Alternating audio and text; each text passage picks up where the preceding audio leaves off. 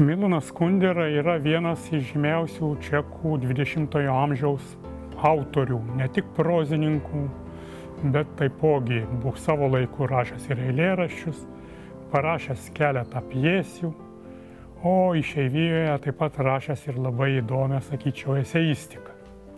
Šitas leidimas jis yra sulygintas su Milano Kunderos autorizuotų prancūziškų vertimų, kuriuo remiantis yra daromi vertimai į visas pasaulio kalbas, kiek žinau.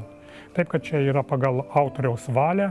Šitas romanas gal skiriasi nuo kitų Milano Kunderos romanų, kad jis yra gal toks asmeniškiausia jo knyga, galėčiau sakyti. Ir jinai kai kurio požiūriu yra svarbi kiekvienam, ypač čekui skaitytojai.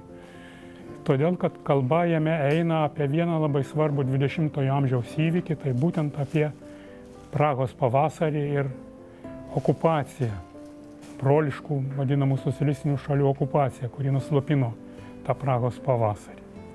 Bet tai jokių būdų nėra politinis romanas, jokių būdų ne politinis romanas.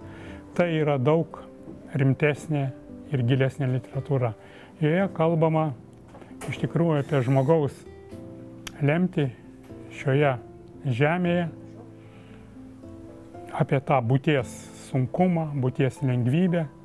Ir yra ir daugiau jo tokių motyvų, kurie nuveda į kur kas gilesnius vandenius negu istorinės aktualijos. Ypač įdomus yra jo to svarstymai apie tą būties sunkį ir būties lengvybę. Man atrodo, kad kai kuriais aspektais tarsi kai kurias apmąstymų trajektorijas pratęsė Nemirtingumas. Tai paskutinis jo čekiškai parašytas jau išeivijoje, dar čekų kalba parašytas romanas.